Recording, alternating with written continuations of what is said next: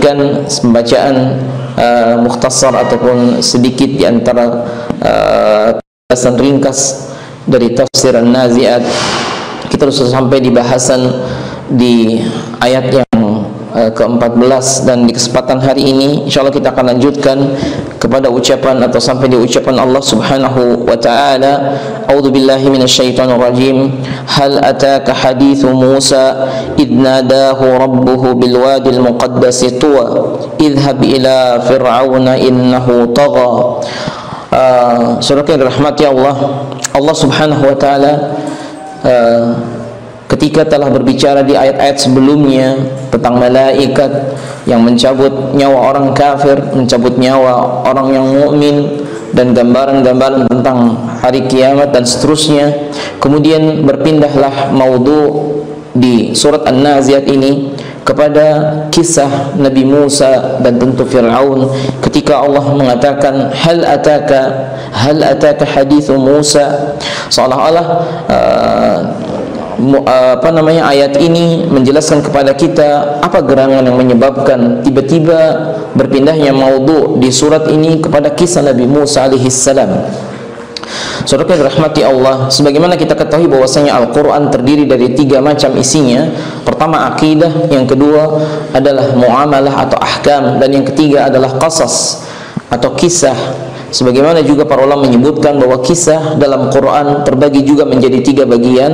Pertama adalah qasasul anbiya, kisah-kisah para nabi-nabi Allah Subhanahu wa taala. Yang kedua adalah qasasun haula min ghairil anbiya, kisah-kisah yang mereka ini bukan para anbiya atau rasul. Misalnya kisah Zulkarnain, kisah Ashabul Kahfi, kemudian kisahnya Maryam, kisahnya ibunya Nabi Isa alaihissalam, dan beberapa kisah yang lain. Mereka adalah bukan para anbiya, bukan para nabi dan rasul, tapi diceritakan dalam Quran. Termasuk juga misalnya tentang Luqmanul Hakim, atau dalam surat Luqman. Dia bukan seorang nabi, bukan juga seorang rasul, tapi dia seorang hamba yang saleh berdasarkan beberapa riwayat yang ada, dan para mufassirin menyebutkan demikian. Dan ternyata disebutkan dalam Al-Quran sebagai ibrah, pelajaran. Dan bagian ketiga dari kisah adalah kisah yang terjadi di zaman Nabi SAW. Apakah itu kisahnya perang Badar, atau juga kisahnya beberapa kasus di perang Uhud, kisahnya sahabat yang dia tidak mengikuti peperangan di jalan Allah Ta'ala sampai kemudian turun salah satu ayat untuknya. Kemudian juga kisah beberapa yang lain yang terjadi di zaman Nabi SAW. Oleh karenanya kisah Nabi Musa alaihissalam dan Fir'aun termasuk kisah para anbiya. Dan para ulama menyebutkan bahwa kisah Nabi Musa ini kisah terbanyak dalam Al-Quran. Di juz yang pertama juga disebutkan nama Musa, di juz yang terakhir juga demikian. Kalau Allah menyebutkan misalnya di juz yang pertama dan juga juz yang terakhir tentang kisah Musa, apa gerangan? Kenapa Allah begitu banyak menyebutkan nama Nabi Musa? Sampai disebutkan dalam Quran 136 kali dalam Al-Quran.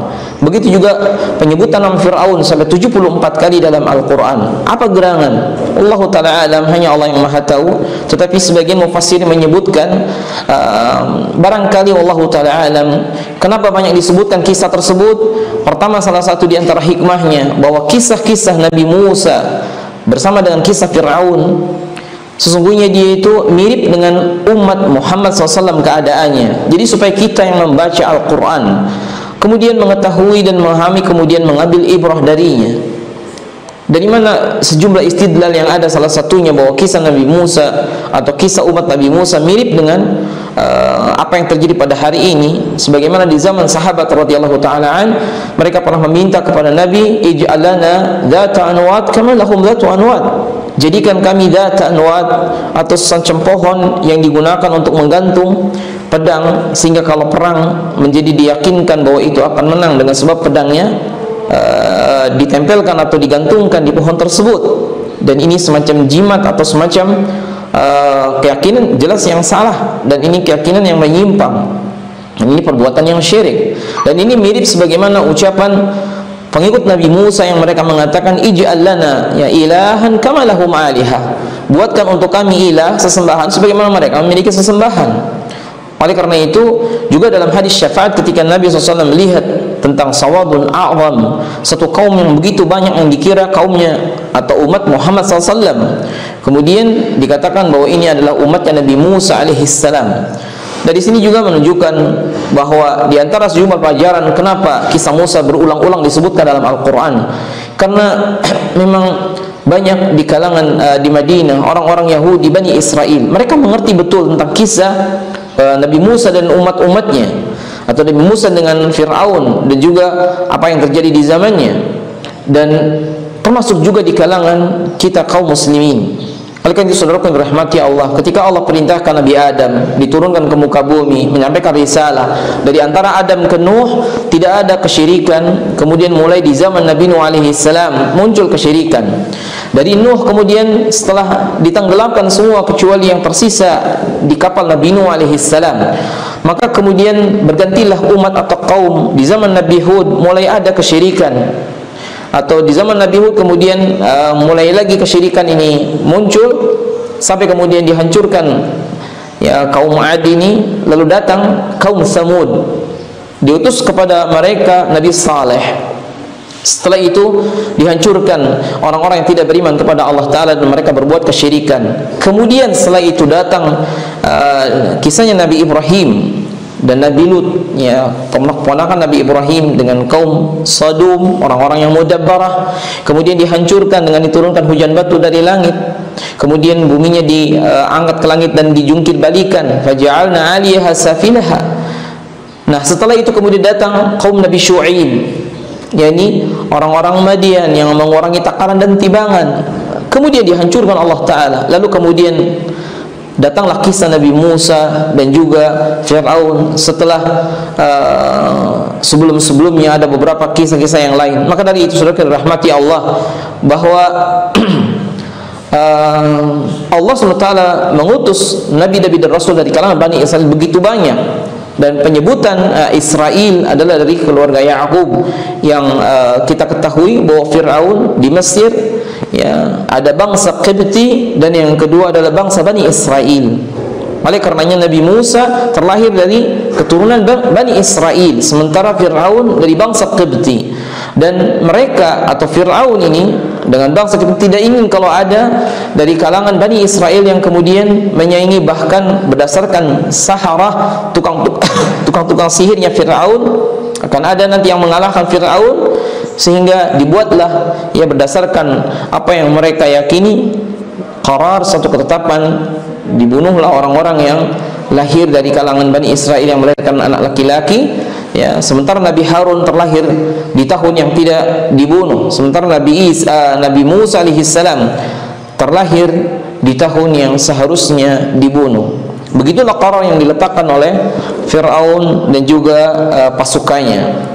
Ala kulli hal, ketika Allah menyebutkan hal ataka hadithu Musa, kata Allah, apakah telah datang kepada kalian tentang kisah Nabi Musa alaihissalam, yang dia Allah berikan begitu banyak kelebihan, sebagaimana disebutkan Nabi Adam ketika berdialog dengan Nabi Musa alaihissalam amama rabbihima, di hadapan Rabb keduanya nanti kelak setelah di ursatul qiyamah.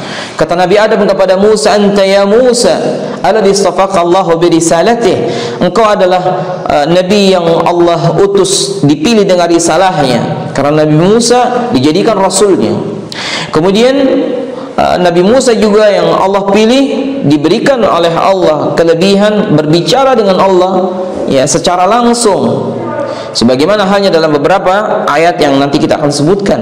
Dan Nabi Musa juga adalah nabi dan rasul yang termasuk ulul azmi minar rusul, sebagaimana nabi-nabi yang lain dari 4 atau dari 5 nabi ulul azmi. Kemudian Nabi Musa juga diberikan mukjizat, diantaranya bisa melemparkan tongkat, menjadikan tongkat menjadi ular dengan izin Allah Subhanahu wa Ta'ala, dan beberapa yang lain. Oleh karenanya, saudaraku yang dirahmati Allah, kalimat ini, hal ataka hadithu Musa idh nada rabbuhu bil wadil muqaddas tuwa, ketika Allah Subhanahu wa Ta'ala memanggilnya Nabi Musa alaihissalam di lembah yang tua, yang nama satu lembah yang suci yang diabadikan, ya, disebutkan di ayat ini adalah lembah tua. Idhhab ila fir'auna innahu tagha, pergilah engkau kepada Fir'aun yang dia dalam keadaan melampaui batas. Saudara yang dirahmati Allah, beberapa mufassirin menyebutkan ketika Allah Subhanahu wa taala menyebutkan misalnya dalam surat Taha, wa ana ikhtartuka fastami lima yuha, aku telah memilih engkau wahai Musa, ana ikhtartuka, tidak ada satupun nabi ya, di muka bumi kecuali Nabi SAW yang diajak langsung bicara oleh Allah. Adapun Nabi di Sidratul Muntaha juga Allah perintahkan dengan langsung tentang perintah salat.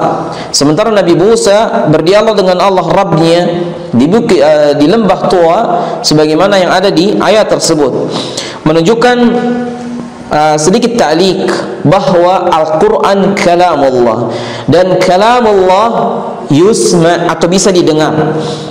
Jadi jangan sampai ada sebagian yang mengatakan kalam Allah itu hanya bisa dipahami dengan bahasa jiwa atau bahasa hati ataupun bahasa yang batin. Jawabannya tidak. Kalam Allah bisa didengar. Sebagaimana Allah katakan fastami' lima yuha. Adapun kalau kita baca Al-Quran, Al-Quran yang dibaca, mushaf yang ditulis, kemudian mushaf yang kita pegang, dia seluruhnya kalam Allah.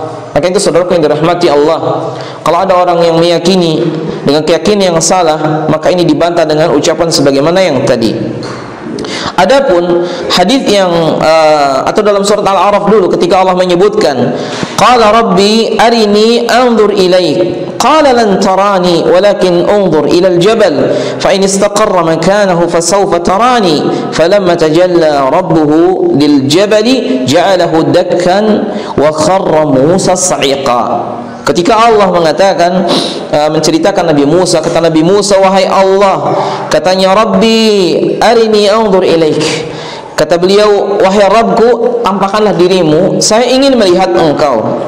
Kata Nabi Musa alaihissalam, tampakkanlah dirimu supaya saya dapat melihat engkau. Apa kata Allah? Lan tarani, sesungguhnya engkau tidak akan melihat saya, walakin unzur ilal jabal, tapi lihatlah ke gunung, fa in istaqarra makanah fasawfa tarani, kalau gunung ini tetap di tempatnya maka engkau akan melihat saya. Falamma tajalla rabbuhu lil jabal ja'alahu dakka fakharra Musa sa'iqa. Maka ketika Allah menampakkan kebesarannya, keagungannya, gunung ini tiba-tiba menjadi hancur, maka Nabi Musa pun pingsan karenanya. Saudara yang dirahmati Allah, khilaf yang terjadi di kalangan Ahlussunnah, apakah Nabi melihat Allah Rabbnya di Sidratul Muntaha ketika mendapatkan wahyu atau perintah salat 5 waktu, ataukah Nabi tidak melihatnya? Maka jawaban yang dirajihkan oleh beliau adalah Nabi tidak pernah melihatnya. Adapun kita di sorga, sebagaimana penjelasan Ibnu Qayyim Al-Jauziyah, di sorga kita akan melihat Allah sebagaimana kita melihat bulan purnama tanpa ada penghalang, baik awan ataupun yang lain. La tudammun, tidak ada penghalang sama sekali. Dan kata Ibnu Qayyim dalam Mamadul Aman, semakin tinggi sorganya, maka semakin lama dia akan melihat Rabbnya. Oleh karenanya kalau seseorang misalnya bertanya, apakah di neraka bisa melihat Allah? Jawabannya tidak. Dan itulah siksaan yang lebih berat, diharamkan memandang wajah Allah, lebih berat daripada siksaan di neraka secara keseluruhan. Oleh karenanya ketika Allah menyebutkan falamma tajalla rabbu, ketika Allah menampakkan keagungan Allah Subhanahu wa taala, maka gunung ini pun hancur dan Nabi Musa pingsan karenanya. Nabi Ibrahim alaihissalam sebagaimana dalam surat Ibrahim atau dalam ayat yang lainnya, termasuk dalam Al-Baqarah, surat Al-Baqarah, ketika beliau Nabi Ibrahim mengatakan kepada Allah Subhanahu wa taala agar Allah memperlihatkan bagaimana Allah menghidupkan yang telah mati. Kata Allah dalam Quran, awalam tu'min, apakah engkau tidak mengimani, kata Nabi Ibrahim alaihissalam, walakin liyatma'inna qalbi. Lalu Allah katakan fakhud abba'ah minat tuyur, ambil 4 ekor burung, kemudian fasurhun, lalu dipotong, dicincang, dilumatkan. Kemudian burung ini pun akan hidup lagi ketika dipanggil, dan begitulah yang terjadi. Saudaraku yang dirahmati Allah, disebutkan dalam hadis riwayat Muslim, kata beliau, ta'allamu annahu lan yara ahadun minkum rabbahu azza wa jal hatta yamuta. Dalam riwayat Muslim Nabi SAW menyebutkan, kata beliau, ta'allamu, ketahuilah annahu lan yara ahadun minkum rabbah, sesungguhnya di antara kalian tidak ada yang melihat seorang pun, tidak akan ada yang bisa melihat di dunia seorang pun Rabbnya. Kemudian hatta yamuta, sehingga dia meninggal. Kan itu ini sebagai dalil yang dikuatkan untuk menyebutkan bahwa Nabi sallallahu alaihi wasallam ketika mendengar perintah langsung dari Allah Rabbul Alamin, Nabi tidak melihat zat Allah ketika di Sidratul Muntaha, wallahu taala alam. Begitu juga Nabi Musa ketika mendengar ucapan Allah, dan Nabi Musa dialog dengan Rabbnya, wa kallamallahu Musa taklima. Maka Nabi Musa tidak melihat zatnya Allah subhanahu wa ta'ala. Ala kulli hal, disebutkan dalam beberapa penjelasan yang lain bahwa Nabi SAW ketika Isra wal Mi'raj, pada saat mendapatkan perintah atau wahyu turun dari langit, ini disampaikan langsung oleh Allah di Sidratul Muntaha tentang salat, menunjukkan keagungan salat, karena semua syariat Islam yang lain itu melalui Jibril, tetapi salat langsung oleh Allah Subhanahu wa taala disampaikan. Nah, kemudian ketika Allah berfirman dalam ayat ke-18 ya, fatazakka, kata Allah SWT, maka faqul ya Musa, wahai Musa katakan, maksudnya kepada Fir'aun, halaka ila an tazakka, wahai Fir'aun, apakah engkau ingin untuk membersihkan? Menunjukkan, kata Ibnu Qayyim, betapa lembutnya Nabi Musa berdakwah kepada Fir'aun, tidak dengan kata-kata wahai Fir'aun, kepada Fir'aun untuk mensucikan diri, karena di gimana-gimana dia Fir'aun, dia adalah orang yang mengurus Nabi Musa dari kecil, karena Nabi Musa hidup bersama Fir'aun, ibaratnya dia adalah ayah angkatnya.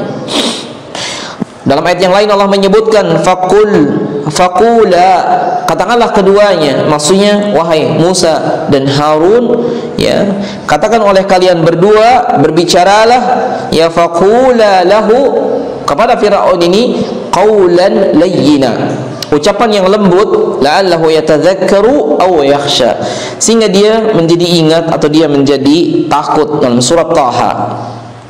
Oleh karena itu tadi disebutkan, kata Ibnu Qayyim dalam At-Tibyan, beliau menjelaskan beberapa hikmah yang ada, bahwa salah satunya yang pertama, Nabi Musa dengan Nabi Harun diperintahkan oleh Allah kepada Fir'aun dengan bahasa yang lembut, dan ini menunjukkan bahwa Musa alaihissalam berdakwah kepada Fir'aun dengan bahasa yang layyin. Oleh karena itu tidak salah, wahai saudaraku, kalau misalnya kita mau berdakwah kepada orang yang sifatnya perangannya kasar, maka ucapan dengan lemah lembut, dan ini membawa hikmah, dan ini adalah dakwah yang sahih. Karena kenapa demikian? Karena kita tidak lebih baik dari Musa dan Harun, sementara orang yang kita dakwahi tidak lebih jelek daripada Fir'aun. Oleh karenanya kita berdakwah mestinya lembut sebagaimana dakwahnya Nabi Musa, dan orang yang kita dakwahi karena dia tidak lebih jelek dari Fir'aun, mestinya kita pun harus lebih memperlakukannya sebagaimana halnya orang yang di bawah derajatnya Fir'aun. Oleh karena itu, sebagaimana halnya Asiyah, istrinya Fir'aun, masuk surga padahal dia adalah istri dari Fir'aun. Maka para ummahat ketika memiliki seorang suami yang kadang-kadang mungkin ada akhlak yang buruknya, dia itu lebih baik dari Fir'aun. Oleh karenanya seorang istri ketika mendapati sang suami demikian, mudah-mudahan dia kemudian bersabar dan mendakwahi dengan hikmah, insyaallah akan berikan jalan keluar darinya.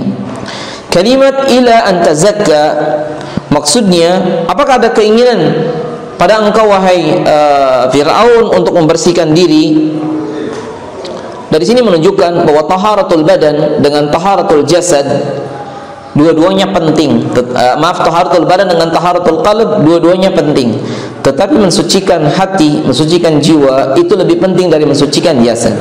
Maksud Nabi Musa di ayat ini, atau maksud Allah Ta'ala di ayat ini, bukan antazakka, membersihkan dalam pengertian badannya, tapi hatinya. Oleh karena itu ketika Allah menyebutkan dalam surat Al-Alaq, wathiyabaka fatahhir, dan pakaianmu bersihkanlah.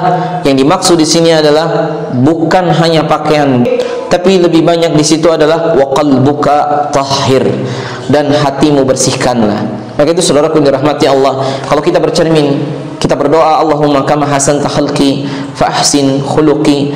Ya Allah, sebagaimana Engkau telah indahkan wajahku, maka indahkan hatiku atau indahkan juga akhlakku. Dari sini menunjukkan bahwa hati seorang mukmin akan berpengaruh kepada perbuatan dia dan juga kepada penampilannya. Oleh karenanya, di antara poin yang kedua dan mungkin yang terakhir untuk kesempatan di siang hari ini, insyaallah kita akan lanjut di kesempatan yang lain, bahwa Ibnu Qayyim menyebutkan kalimat antazakka di sini sebagai bentuk yang ucapan yang lembut dan atau kata-kata ajakan dengan tegas, tetapi satu semacam tawaran. Dan yang disebutkan di sini artinya tazkiyatun nafs, pembersihan jiwa, sehingga ada keberkahan, ada kebaikan. Dan Fir'aun, dan bukan hanya Fir'aun saja, semua orang dari kalangan ahli ma'asi atau ahli maksiat dan ahli syirki, apapun lembutnya ajakan dakwah kepada tauhid akan terasa kasar atau akan terasa sesuatu yang sangat kencang. Oleh karenanya, bayangkan Nabi SAW menyampaikan dengan lemah lembut kepada kaumnya di Makkah, terasa oleh mereka kata-kata tersebut kata-kata yang seperti halilintar. Bayangkan, mereka biasa menyembah Tuhan yang banyak, lalu datang ajakan menyembah Tuhan yang satu. Fir'aun sampai dia mengatakan ana rabbukumul a'la, sementara Nabi Musa mendakwahkan dengan dakwah tauhid. Maka akan terasa bagi mereka sebagaimana orang-orang munafikin, ayat-ayat yang turun itu seolah-olah seluruhnya bertentangan dengan apa yang mereka inginkan. Oleh karena itu, Nabi Musa juga tidak mengatakan menisbatkan dirinya, aku akan sucikan engkau wahai Fir'aun, tapi Allah yang mensucikan engkau. Artinya taufik yang didakwahkan atau yang diinginkan datang dari Allah, bukan dari Nabi Musa. Nabi Musa hanya menunjukkan jalan. Ketika Fir'aun menolak, maka ini sudah di tangan Allah Subhanahu wa ta'ala. Oleh karena itu, sebagai penutup kami ingin memberikan garis bawah di bagian ini, bahwa hidayah sebagaimana halnya kita ketahui ada dua macam, ada hidayatul taufiq dan hidayatul bayan. Hidayatul taufiq, dia adalah hidayah yang itu haknya Allah Subhanahu wa ta'ala. Tidak bisa kita memaksakan, innaka la tahdi man ahbabta walakin Allah yahdi man yasha. Sementara jenis hidayah yang kedua adalah hidayatul irsyad atau hidayatul al-bayan. Dia adalah bentuknya petunjuk, penjelasan, sebagaimana Nabi Musa menjelaskan kepada Fir'aun. Setelah itu hanyalah Allah yang akan menetapkan ubun-ubunnya, apakah dia dapat hidayah ataukah dia tidak diberikan hidayah oleh Allah Subhanahu wa ta'ala. Mudah-mudahan dari yang sedikit ini bisa kita ambil faedah dan manfaatnya, dan insyaallah kita akan lanjutkan di ayat-ayat berikutnya di kesempatan yang akan datang. Nasallallahu subhanahu wa ta'ala an yanfa'ana bima sami'na wa yaj'alana minal muhtadin minas siddiqin wasyuhada'i wassalihin. Dan kita tentu berharap pada Allah, mudah-mudahan senantiasa kita